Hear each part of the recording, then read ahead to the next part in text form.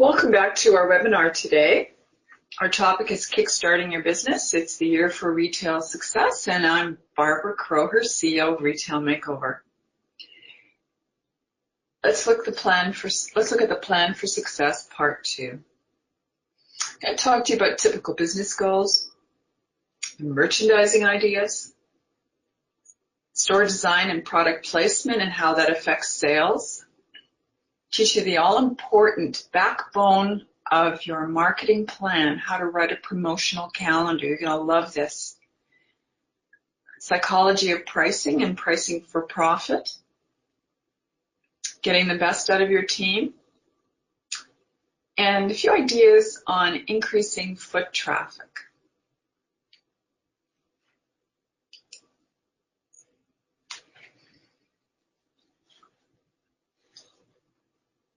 What are the typical business goals that retailers are looking to support?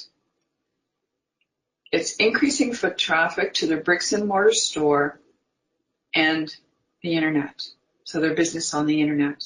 That's one goal. And the other one is increasing sales.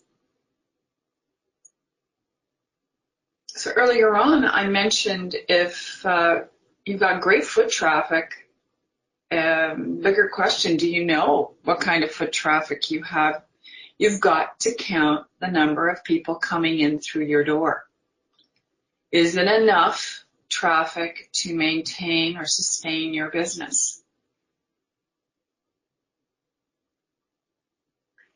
Is it enough business to help you, have the sales that you need?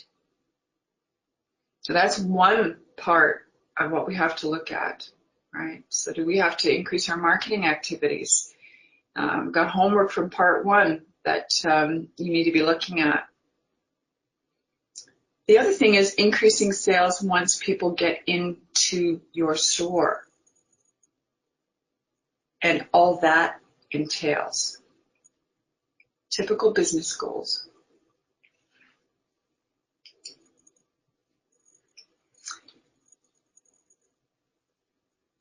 We have some golden rules, and I need you to hear me say them again. Although I alluded them to part 1, it's worth mentioning again. Your business is built one client at a time, one interaction at a time. It doesn't happen any other way. You know my feelings about the 80-20 rule as it has to do with your business. And I want you to check this out again. 80% of your business coming from 20% of your clients. Those are the clients that when you see them come into your store, literally you carry them over your threshold. They're an important part of your business. Do better work, more focused marketing on keeping those clients, 20% of the client base. That gives you 80% of the business coming into your store more regularly. Through what? Through the number one tool that you have is e-newsletter marketing. Guess what will happen? Your business will grow just from doing that. So start doing it if you're not. All right? The referral program, base a referral program on, again, this 80-20 rule, and get your existing customers to start going out there and more effectively working on your behalf. Again, really good use of your time. Start doing that. So you know my feelings on the only 2 types of customers you have, the ones you know and the ones you don't know. Let's keep working on your business.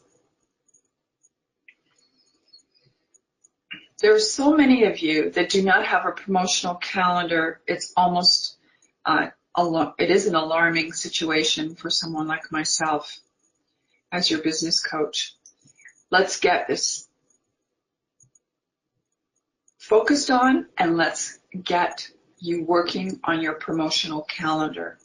So whether it's a physical calendar, ladies and gentlemen, or it's one that you pull up online, it doesn't matter, but you have to have this, okay? And I'm going to teach you how to write the promotional calendar. Yes, you have to plan to schedule 1 to 4 events each month. Now, for those of you who don't look at promotions this way, this may be alarming. So that's why I have started some of you off with one event. But for those of you who already are in the event thinking and knowing that you can't really speak to your customers again and again unless there's something new to talk about. I get asked all the time, how many times could I send out an email newsletter a month? You can only send one out when there's something new to tell them. So if you have nothing new to talk about, no new events to share with them, you can't reach out to your customers. That would be almost annoying. If you had one event and you sent me an email once, twice, 3 times, 4 times in the month, I would consider that, really? I've already got that from you. So now you're starting to understand. Now, events also, ladies and gentlemen, don't mean sales necessarily. They mean other types of activity. Let's have a look. The first thing that you have to do as you're preparing to write your calendar is to see what worked the year previous and what you do not want to repeat from last year and what you do want to repeat from last year that worked. Okay, so that's the first exercise. For those of you who say, Barbara, I don't know, what that says to me is that you do not keep good records. So after every single event, you're going to write the date the event took place and what it was and how successful you were at both drawing people into the store and how successful you were once you started interacting with the customer and the products that you were featuring during that event. All right? You want to think, which departments will I feature each month? And write that in the calendar, just like you did the step before. What worked and didn't, you're only going to bring in events from last year that worked, and you're going to put them in the calendar. Put them in the month that you want to repeat. Which departments you'll feature, put that in the month. What product? Think about that as well.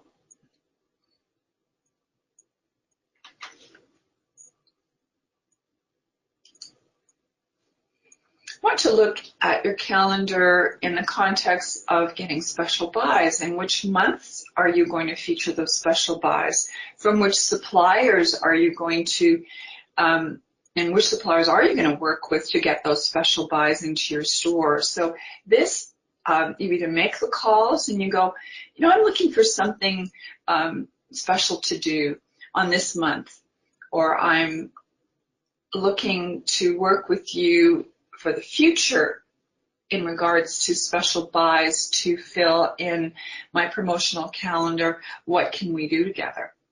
All right, very important way to spend your time and to work with suppliers as well.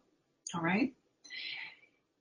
As you're writing your promotional calendar, you also want to see what your competition is doing. So again, here are the notes that I have for you is what are they doing and when? Do you have to match their promotions? What products are they promoting and on which months? You can say to me, Barbara, we do not have to worry about that, or yes, I am very concerned about that, and I can see how putting, a cross event will compete correctly with my competition during that given month. We also want to look at special and unique celebrations for your store alone as you build your calendar for this year. Do you have anniversaries that you celebrate? Are there customer appreciation days that you want to put into your calendar? Is there a birthday, your birthday, that you want to celebrate and put into your calendar? Remember, 1 to 4 events every single month. What do these events do? Through the communication of e-newsletters. This will inform your existing customers as to what is happening in the store and why it's like a good idea to visit. We are changing your customer customers' shopping habits and making them come into the store more often by recommending and showing them what's happening in the store. All great ideas. Yes, within a promotional calendar, there will be some clearance and sale events, and these should be situated in the calendar to clean up inventory. Typically, it's at the end of some of our biggest seasons, so it's the end of Christmas, and sometimes it can also be at the end of a season when you have unfortunately bought too much stock. And hear me on this, I don't want you packing up anything into boxes and bringing it out the following calendar year. Don't do that. Take the hit then, reduce the price. Don't keep things in boxes and bring them out a year later, because guess what you're doing? You're putting money in those boxes. Your money is tied up in that inventory. Clearance and sale events, important to your business. Make sure you strategically put them in your calendar. Bring up an idea here about a sales event to start a season effectively. That's kind of interesting, because more and more we want to draw attention to us at the start of a season. Maybe we've got specific product that's unique. Perhaps maybe we've had kind of a bad last month before this season starts, and we really want to test and encourage our customers to come in, not to go anywhere else. So you can do a 10-15% sale off to even launch a season, and to encourage traffic, to encourage customers to come in and come in now. I love these next two ideas, because both flash sales and daily deals, that idea of flash and the whole idea of daily deals has really come into our consciousness as consumers in the very last several years. So what is really a flash sale? This is an event on your promotional calendar. It's usually a few days long, and you can put it into the calendar game when you need a boost of cash flow. I recommend that you review your sales into the no later than the beginning of the third week of a month, and see whether you are meeting your sales targets. And if you aren't, and your next scheduled event has nothing to do with a sale, it's just focused in on a product, I highly recommend that you put this flash sale, and go, I'm going to try to boost sales here, and this is what we're going to do. All right? It's in your hands. You need to look at this monthly to see whether this fits your business strategy. Daily deals. When your sales are down consistently, ladies and gentlemen, you want to start to realize that you are going to have a daily focus.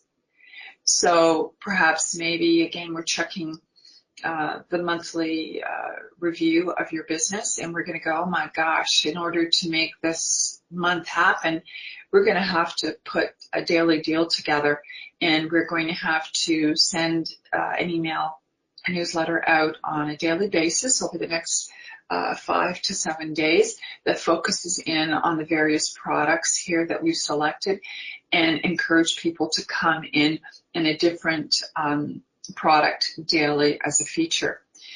Something that I think is really important, ladies and gentlemen, is that when you put your calendar together, that on each month you put the sales goal for that month on the calendar somewhere, okay?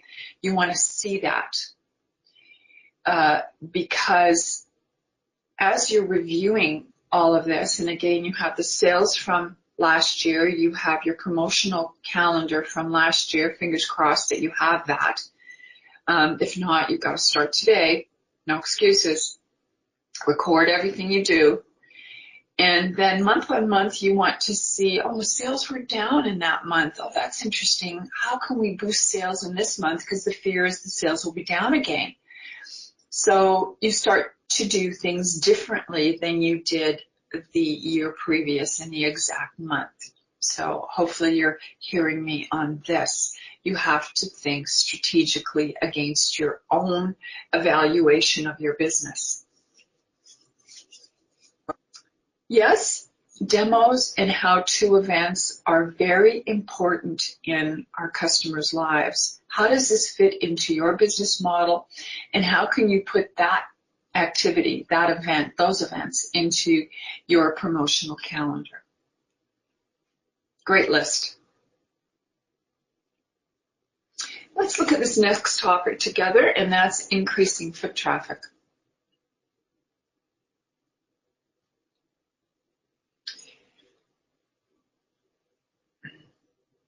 We've touched on all kinds of marketing ideas that are definitely going to give us increased foot traffic. I just wanted to identify some very specific things and also underline something again. Do this review, please. See whether not only your mobile device, but the average mobile device coming into your store, that your website is mobile friendly. More and more and more, and it's growing in leaps and bounds. It's not going to going away anytime soon, that we all are using our mobile devices in very specific ways, and that is to find information. So what I am hoping is that your customer can not only find you on their mobile device, but that your website, that all of your social media is compatible with their device and they can easily read the information. If you're having problems in this area, you know how to get a hold of us, please let us know. We'd be very glad to review your particular issues on the internet. You want to encourage, again, it's all about increasing foot traffic. These are interesting ideas. Encourage your customers to share their positive experiences at your store on Facebook or Twitter. This will create a positive buzz about your store or business amongst your customers' social graphs. All right? Again, start of a new section here, and email marketing is still the #1 way to get out information to your existing customer base. Let's look at how to get customers to stay in your stay longer in your store and to shop. These are statistics that haven't changed very much over the years, that it takes the average consumer not quite 10 minutes and a little bit more than 5, so around 7 minutes to make a purchasing decision. How long are customers staying in your store? Let's look at some ways to keep them shopping in your store longer. If your store is situated in such a way that you can offer them a shopping cart or a basket to shop in, guess what happens? They will stay in your store longer. There's no misunderstanding as the years have gone by that the shopping carts and in certain shopping situations have become so large, and the whole idea there is about getting people to look at the empty cart and going, we need to fill that. It's a psychological sort of message that this cart size is giving to the customer. Now, if a cart or basket isn't your way of shopping because it doesn't make sense for your business model, then what you have to do is you have to pay attention to your customer. You have to make sure that you can see that their shopping experience with you is not cumbersome, that they can pick 1 or 2 items up, because after 2 items, if a customer picks up 2 items and they have nothing to put the product in, they've stopped shopping. So you want to be mindful of that. For those of you who give one-on-one service to your customer, know that that is a delightful way for customers to shop. And again, I'm asking you here to look at surprising your customer with that kind of service. Perhaps maybe on those days when they're wearing, clothes that, are creating, they're just labored with the clothes they're wearing. They've been outside and now they come into your environment. Help them. Say, may I take your coat for you? Would you like a bottle of water? Surprise them. Surprising customers is a wonderful way to get them to stay in your store longer. Of course, you can surprise them by, you can see at the bottom of the list, engaging customer senses. So the sights, sounds, and smells of your store. Make sure those are all what you want them to be. Many times I've walked into a store when I've been doing a check, or even as a personal consumer myself, and go, I can't believe that people can walk and stay in this environment because it smells funny, or it's just not an exciting place to, visually, because everything is so gray and the lighting is not really good. To understand that makes a difference to customers. So surprising customers too has a lot to do with in-store demonstrations and videos, and also what they're listening to. It's a proven fact that music like light jazz changes, again, the customer's attitude, and they will stay longer in your store because you're making them feel more relaxed. How does that strategy fit into your store? Check that out and make it happen if it does. I'd like to hear from your staff on the surprising the customer, and on your daily to-do list, there should be an area. How have you surprised or delighted, that's another word, delighted a customer who was in our store today? And again, I want to hear from your staff. I want to know that they're thinking that way, that they continue to take ownership of your business, and again, delight and surprise customers. You want to hire great staff. And for those of you that don't understand the direct correlation between hiring staff and then training staff appropriately, and to really have the staff along with you as part of a retail, customer service oriented culture, you've missed the boat here if you don't think that way, because that type of strategy gets customers to stay in your store longer, because they're connected with you, they're connected with your staff, they're delighted by the way they're being treated, and they not only want to stay longer in your store, but they want to come back and they want to tell their family and friends about you. So making that customer comfortable, it's really important, and it can be done so easily. That offering of even a bottle of water, especially in this time and day where we're all trying to drink more water, is such a huge understanding of giving your customer some comfort. Oh, I love this part. We're going to look at retail store design and how this affects where you place the product, and also how where you place the product affects the sales and the all-important bottom line. Before I get started, I just wanted to share with you that I have been designing retail stores now, my gosh, many years. It goes back to really the early days when I started right after college, and I started working for an international wholesaler distributor, and there I really got to sink my teeth into huge projects because I was interested, and ended up, it's now probably been over 40 years that I've been designing stores, and I wanted to share what I've learned and what I know for sure as far as affecting sales again. Now, there is homework,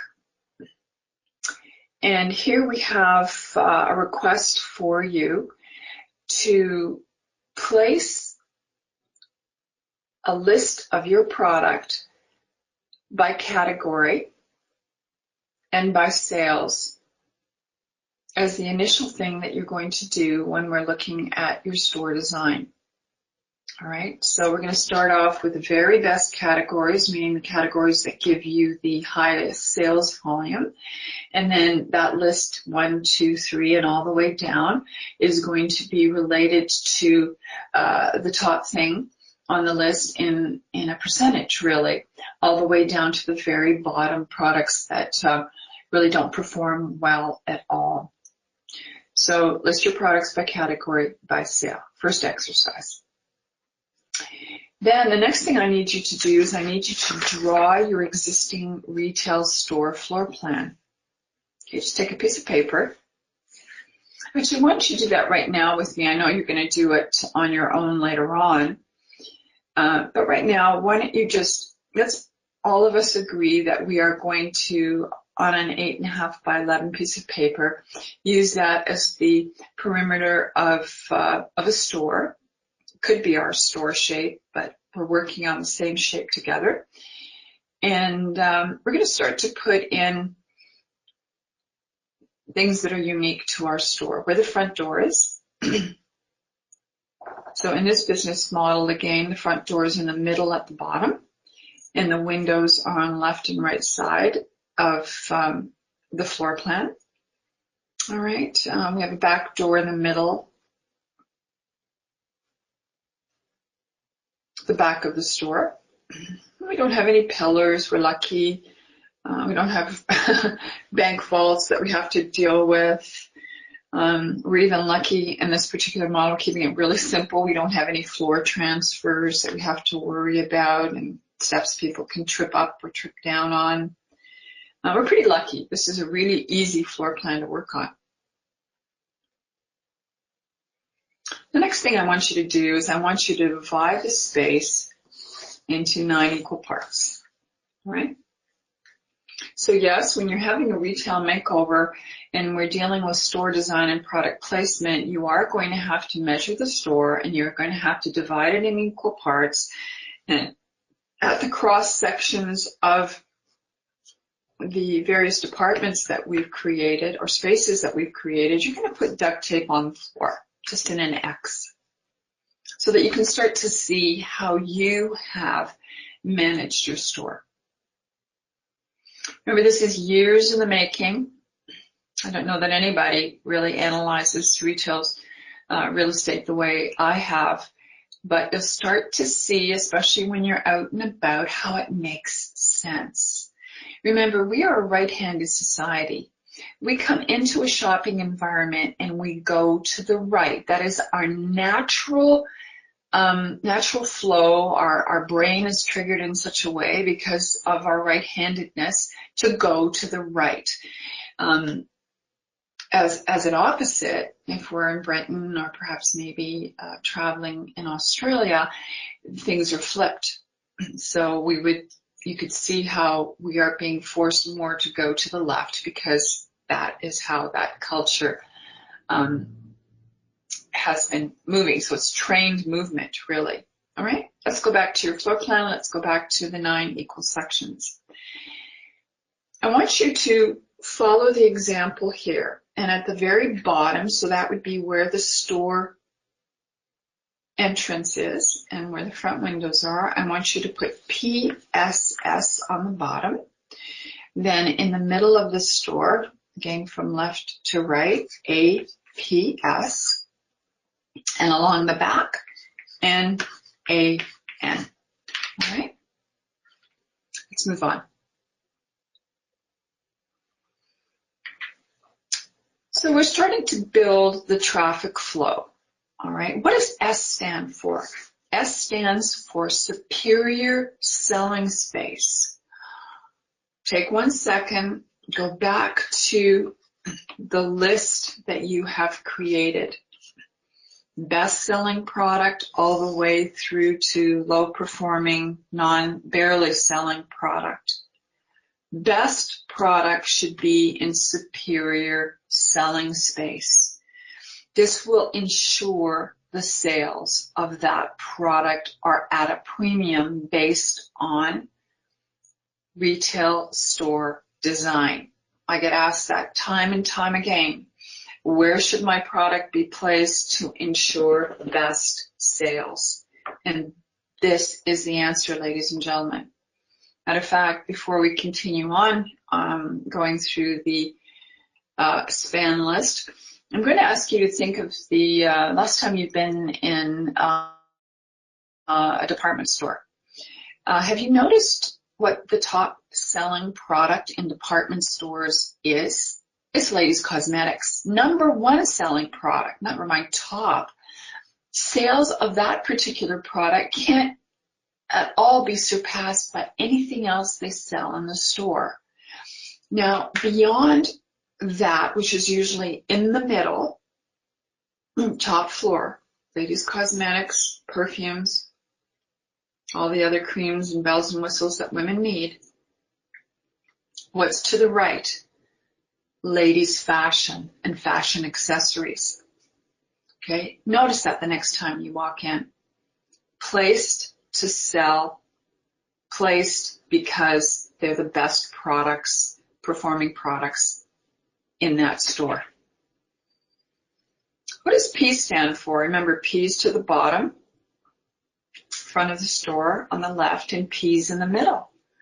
That is the prime selling space. So when you look at, let's just look at perhaps maybe being lucky enough to having 8 categories that we sell. I know you're going to have a lot more, but just again for the purpose of this exercise, if we have eight categories and 1, 2, 3 being our top, so we would then put 1, 2, and 3 in the F spaces. Right?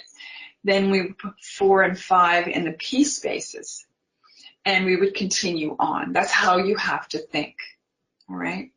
Now you're probably, before I finish the A and the N, you're also thinking, all right, oh boy. So that's the front entrance, and I have to put a superior selling category in that space, but yet I have to allow people to come in. Yes, you do. You have to think about the space in coordination with the best, again, that whole list of best performing products. And if the function of the store doesn't fit with that product being in that space, the product has to shift very specifically to the next convenient or available space. You get where I'm going with this? You have to think about the space itself as well. Now we're getting into areas where I've devoted my whole life to, and that is further really understanding how each space needs to be used. I'm going to give you a few more huge pieces of information as we tie up this section. A is for average, N is for non-productive. Your cash register, ladies and gentlemen, should be in an average space. Why do you insist putting cash registers into prime and superior selling space when that's the function of the store? And for those of you who have done that because you didn't know to follow a system like this, and you can't change it, I'm not here to make your life miserable. All I'm here to do is, if it can be changed, you know, when we look at sales improving with hundreds and hundreds and hundreds of ideas that I've shared with you over this webinar, that this is just one of them. So if you can change it, change it. If you can't, don't worry about it. That means that if your cash, let's say, is in a prime or superior space, which if it wasn't, your sales would go up because you'd have product there in that valuable real estate. Know that you can compensate it by making sure that your staff, who typically congregate, God bless them, at the cash register, is very welcoming to people, and that understand that as far as merchandising is concerned, you need to put product that sells really well very close to the cash, behind your cash as a feature and around your cash. But it is really a combination of really smart merchandising and really great staff to overcome the loss in sales for putting your sales register in the wrong place. All right. Let's look at non-productive selling areas. Those are usually at the back in the corners. It's very difficult to get people into the backs of our stores. Lots of things. They aren't interested in the product. They don't perhaps like the pricing. Maybe your lighting is not good. It doesn't showcase the product. Remember, you haven't invited them to stay in the store longer. You haven't made it. Remember the list that we just went through about keeping customers in your store longer. And another thing I need you to do, I need you to get out a tape measure and I need you to measure your aisles. If your aisles are less than 3 feet, what you're doing is you're not inviting me to go into your store. You're making it difficult, actually. 3 feet's not a big space. Too many of you have just too small aisles.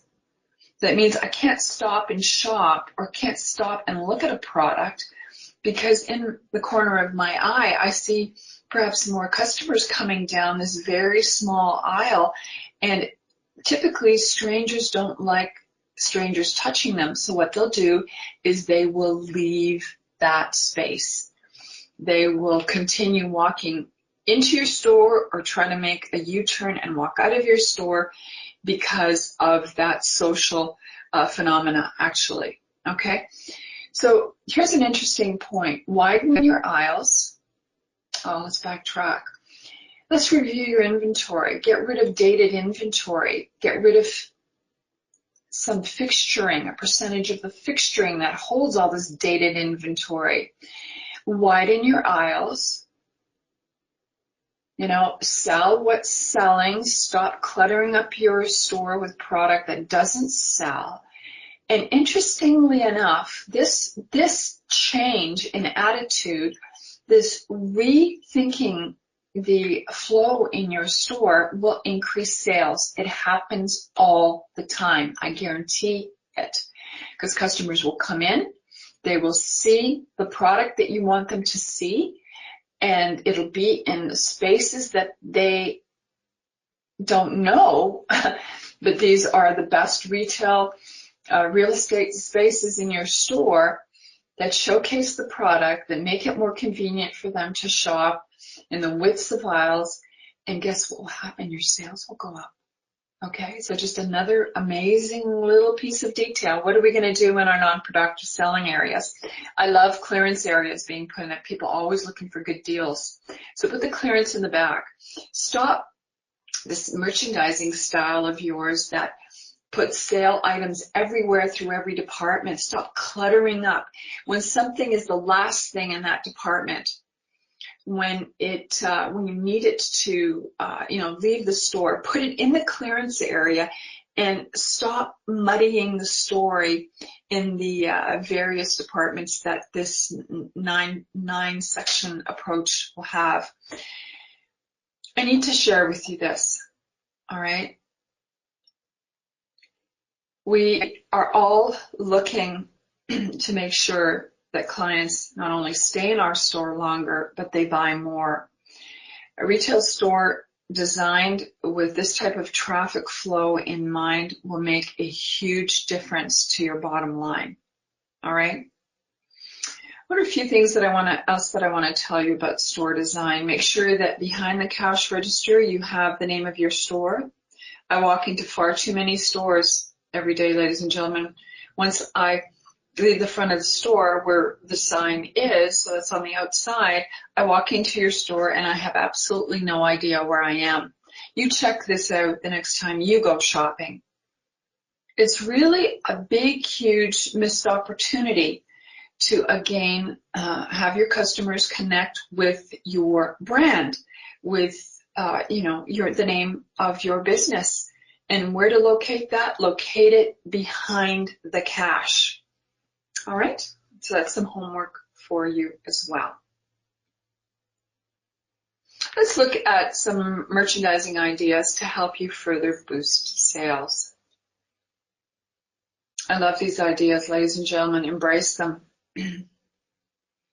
Every single one of your departments that you create, whether they be prime, superior, average, and non-productive, should be focused primarily on a collection of categories that go together. The whole idea of having product placed in your store that's like a scavenger hunt, picking something up here and picking up there. People want to see all the products that you carry in that category together to make it an easy shop for them. This is a big, huge job, ladies and gentlemen, but embrace it. Get this done. Put products together in the departments that I have identified for you that are like, that work together, okay? Now, in each one of these departments, you are going to have a focal point. So that could be on a table, it could be on top of a fixture that isn't above too high above sight line. It could be perhaps maybe just if it's the sight line's in the middle, but if the sight line focal point is on a wall, let's say, you can have it a little bit higher because my eye will go up there. You must have these focal points focused on lifestyle so that I can see how that product will work with my lifestyle. It's a suggestion.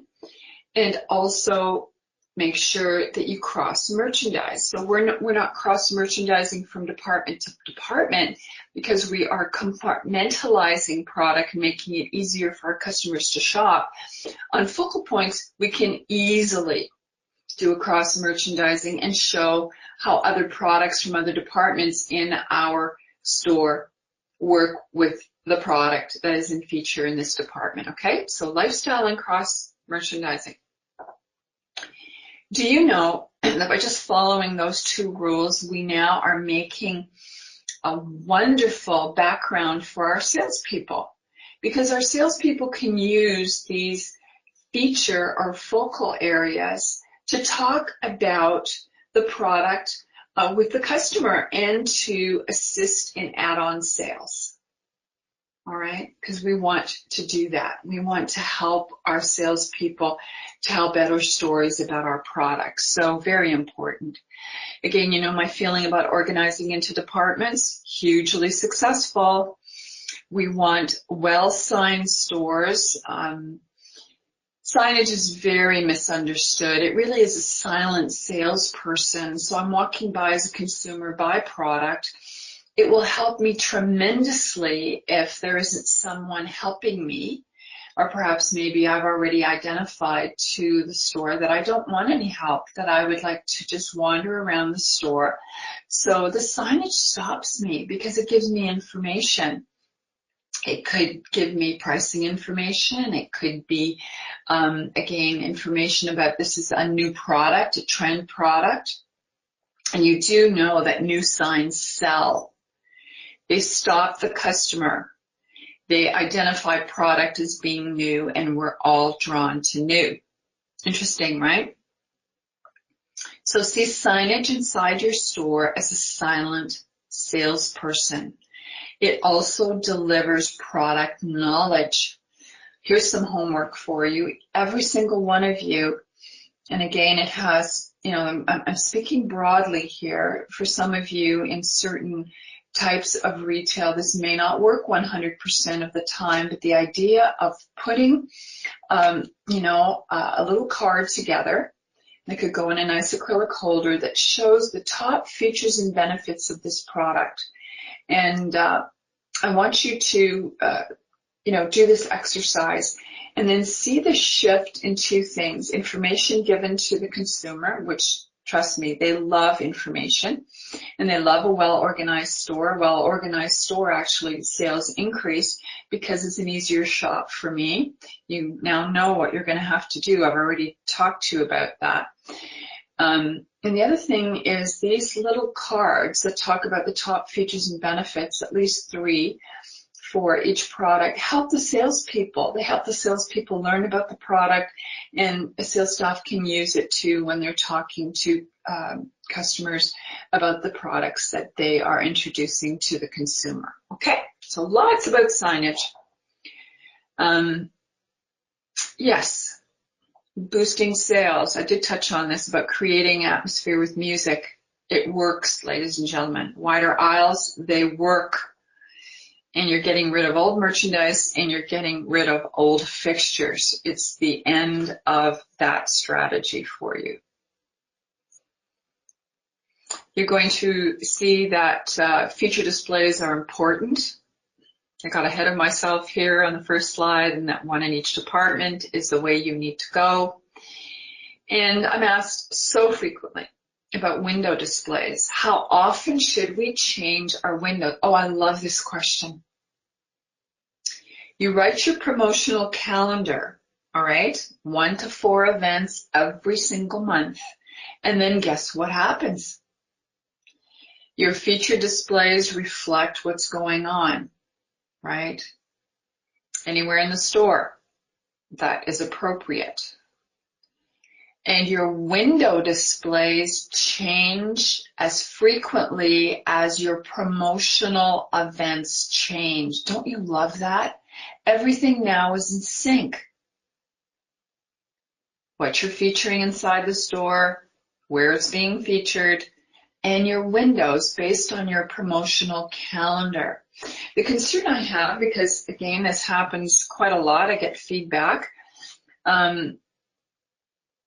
You do all this work and then you don't tell your staff what you're doing. They don't know what your promotional calendar is. People come in and they don't know how to talk to them. It's confusing. Make sure your staff is aware. I'm going to give you some more direction here. You need to have regular staff meetings, and one of the things that you do during the staff meeting is talk about your events. All right? Understand that displays stimulate and educate shoppers. In here, in black and white, I also encourage you to think that displays are great sales tools for staff.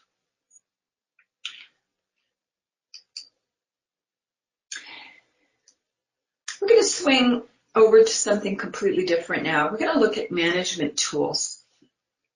And those are your tools, ladies and gentlemen, because I'm assuming that most of you are the managers, not only the owners, but the managers of the store. For those of you who haven't invited your manager to be part of this segment, you're going to want to share this information with them.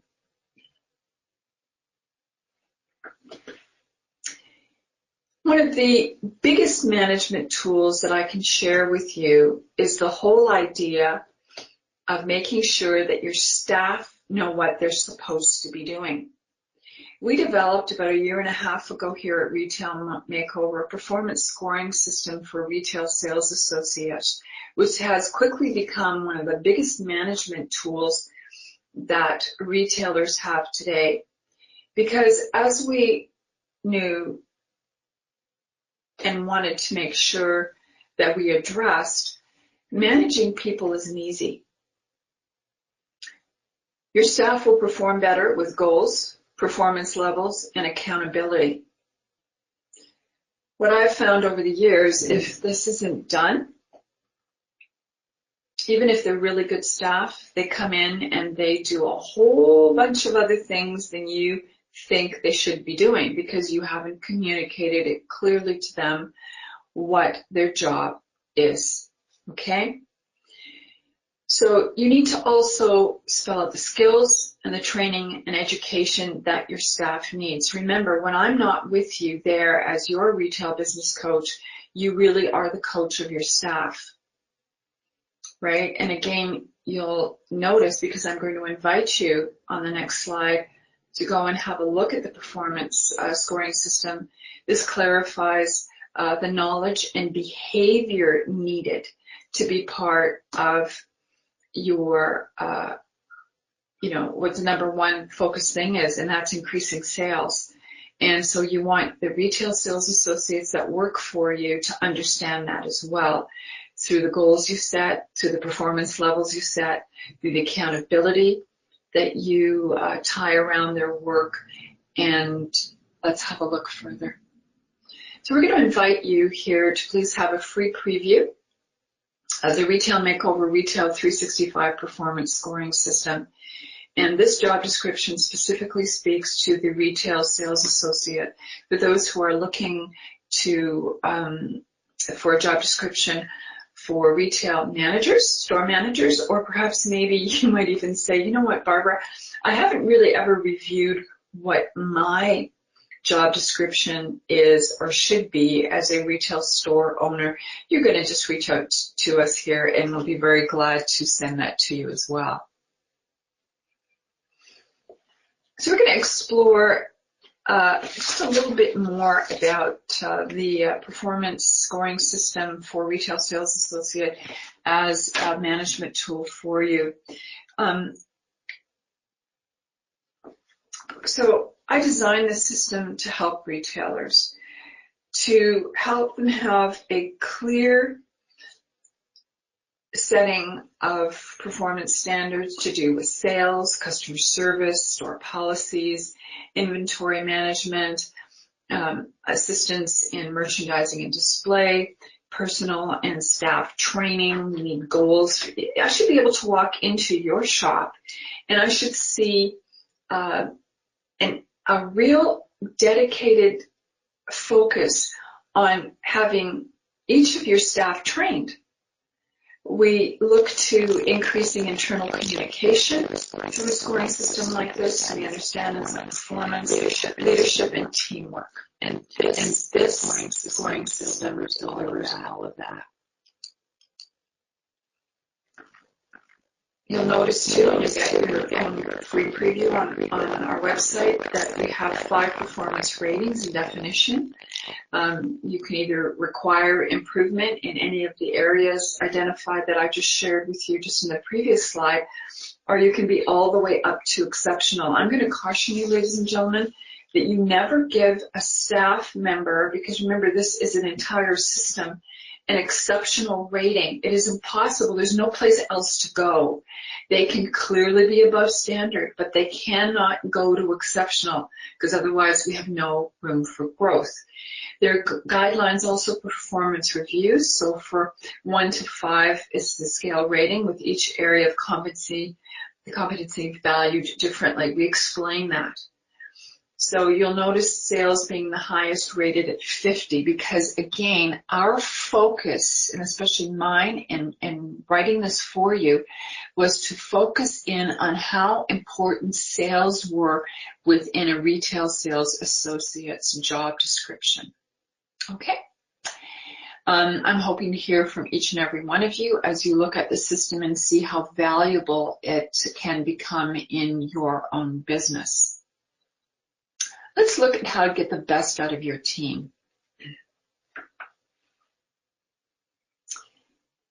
You have to have regular staff meetings. Many of you are sitting there and go, Barbara, there's no way that we can do weekly staff meetings. And yes, they should be included in the person's wages. And no, you're not serving a meal around this. This is a meeting. It's to be brief, 30 minutes and or less. And it's to stay focused. For those of you who do not know how to run a staff meeting, you're going to write me and I'm going to send you the ideal ideas for running a staff meeting. So they're going to be regular and they're not going away anytime soon. You're going to run them or someone that is your representative. All right? Done. So you're going to start doing the performance reviews. You're going to do those reviews a minimum of once a year. You're going to give feedback to your staff in one of 2 ways. If they do something amazing, any given day, you're going to sing from the highest hills about what a fabulous job they've done, and you're going to share that with the staff, whether you're going to do a memo perhaps that is in a general area of the store, maybe send a thank you note to the staff. But you want other staff to hear what you have to say about that kind of positive feedback. If something goes wrong, that staff member messes up, you don't want to give them feedback publicly, but you want to give them timely feedback. So a day, 2 days, a week doesn't go by where everything is done to sit that individual down in a private, confidential space, and you're going to ask them why they did this, and you're going to request a change of behavior, and you're going to ask what it is they need from you to make this behavior stick. So that is dealing with feedback of a negative source or negative element. Then you're going to have these regular staff meetings, and now I've given you some management tools on how to manage staff. And yes, you can, after years of not doing this, you can implement these management tools, and I promise you, you'll make them stick. Don't apologize for not doing it before, just make it happen now. I want you to participate in daily walkabouts in your store. What are we looking for? We are looking for product missing. We're looking for poor displays. We're looking for pricing missing. We're looking to talk about new product coming into the store. We're looking about products not doing well and identifying those. The state of the store, the state of the product, the state of sales happen during daily walkabouts. Can't do daily walkabouts. There's no excuse for not doing it on a regular basis every week. Ladies and gentlemen, make it happen, please. Get the best out of your team. What I find during these walkabouts that will happen is that you will share information with them that your staff didn't know how important it was to your business. And you'll start to think, aha, look at this, even through this particular activity, I'm managing my business more effectively. And you'll say, thanks, Barb. Excuse me, I'm just taking a drink of water. You've got to get out on the floor. I know that you're the best salesman this store has.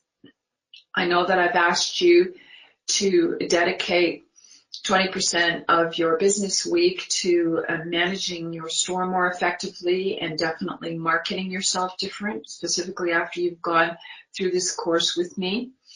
But on an average day, I want you out on the floor selling. Sales will increase when you do this. Yet another one of the many things that I'm teaching you today through part 1 and 2 about increasing sales. All right? Get on the floor, be a good example to your staff, show them how things are done, and make sure they're aware that they should be listening to you. They should be watching what it is you do, because you are then an example for them as well. All right? Talk about sales daily. Set the daily sales target. Get the best out of your team. Tell them what the average sale is, what the conversion rate is running right now, and what their personal goals each day are. All right? Promise me you'll do that. I want you to keep coaching your staff. I want you to see yourself as that person in your business. I want you also to start delegating. Where people are ready to take on more responsibility, please give them that responsibility. They will shine for you, I'm sure. And if not, they're the wrong people working for you. Again, to support what I've said earlier, give your staff feedback. And I want you to start facing conflict. Many of you refuse to do that. And you have had people working for you that have become unmanageable. Turn that ship around. And I want you to build your sales culture, because that's what it is. Call it that. Change what is happening in your store and start getting better results from the team that works for you. We're going to have a look now. We're going to change it up and move into something completely different and talk a little bit about pricing for profits and the whole psychology of pricing. I love this.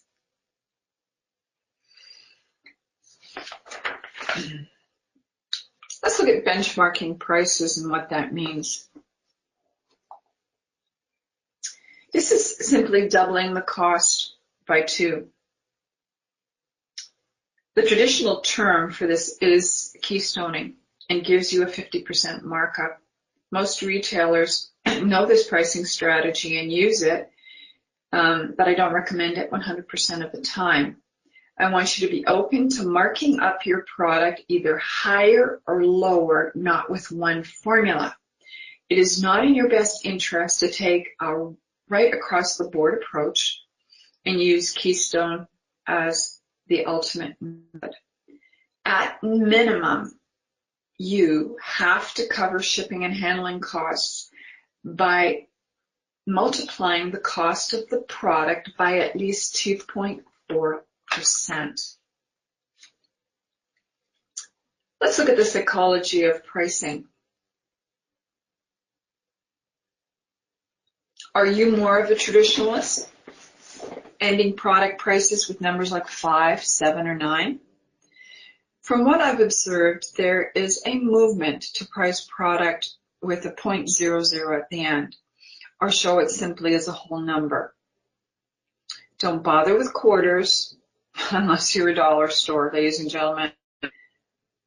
Products between $6 and $8, consider putting them to the next 10.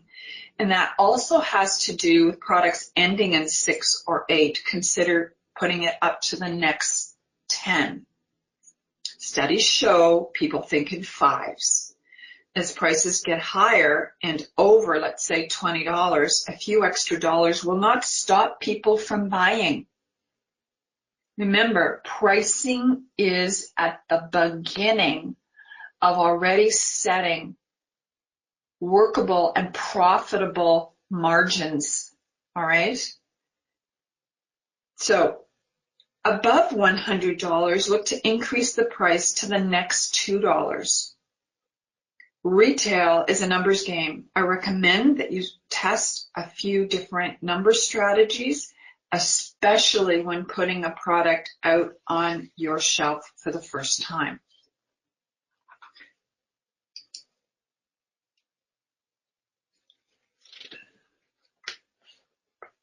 So here on this slide, you can see the explanation that I give you in further detail. This will be an exercise for you about benchmarking prices, taking the retail price and moving it to what it cost you, and then putting a markup on it. You see that there is not one formula, as I recommend, and that at a minimum, I want you to look at 2.2 to 2.4 as being the markup of choice.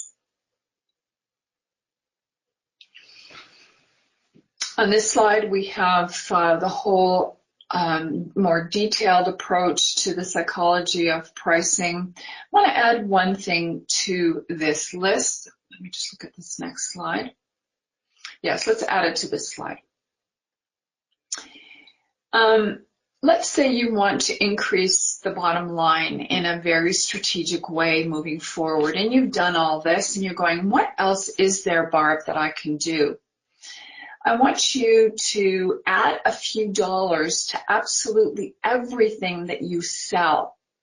So let's look at it from a numbers point of view. If you have, I don't know, what should we use in our business model? Let's say you have 5,000 items that you sell in the store. And you were to heed me and hear what I have to share with you, and then you add $1 to each of those items and price it $1 higher. Do you realize that that $5,000 will go directly to your bottom line? It's a good thing. Try that. Ladies and gentlemen, this is the end of part 2. We have reviewed a lot, actually, in both part 1 and 2 as we come to an end of kickstarting your business. It has been my pleasure to work with you today. So, in closing,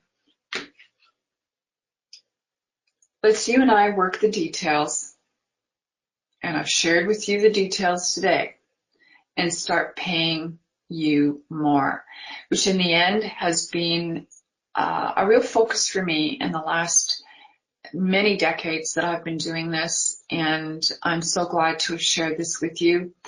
Let us know if we can help you in any other way by writing to us at retailmakeoverca@gmail.com or by looking into our website at retailmakeover.ca, and let us continue to stay connected.